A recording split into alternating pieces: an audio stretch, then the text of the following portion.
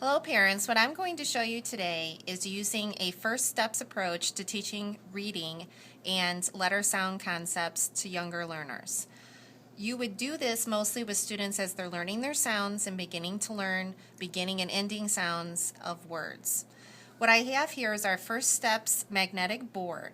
And I understand that if you're doing this at home with your children, you wouldn't have this board, but you could use magnetic letters, or you could even print letters on little sheets of paper and make little letter cards to manipulate.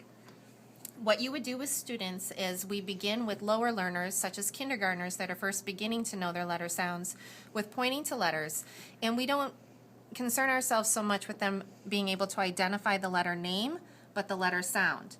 So I would point to a letter and say, let's say the sound, and I would say the sound and they would be my echo. So I'd point to a letter and say, and they would echo me by saying, Or I'd point to the next sound and say, s, and then they would repeat that sound.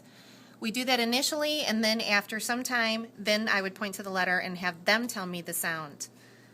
For learners that know their sounds, then we can use the board for making words. And the way that I would do this is I would use the consonant letters that are here at the top.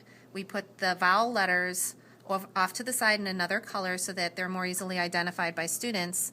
And I would ask the students to find a vowel sound. So I'm going to begin today by asking the students to find the vowel sound that makes the ah sound.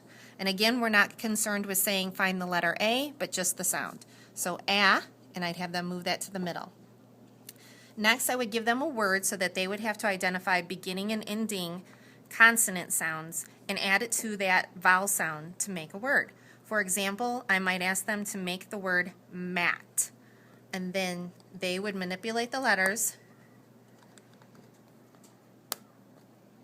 and move it down, and then we would pinch out that word by saying at, mat. If they are unsuccessful at making the word initially, instead of helping them to find the letters, I would just continue to say that word in hopes that they would hear those sounds if I say it again. So at, and then I would hope that they would move that down.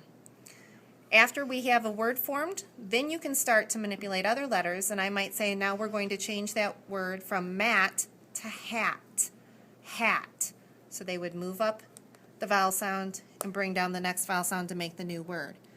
I can also do this with ending sounds by saying now we have hat, let's make a new word such as had. And then they would move that down and say add, had. So this is a way that you can use letters and manipulating them to make different words in teaching beginning and ending and middle sounds. And beginning readers, this will help them to put those sounds together and make a whole string of words that they would know.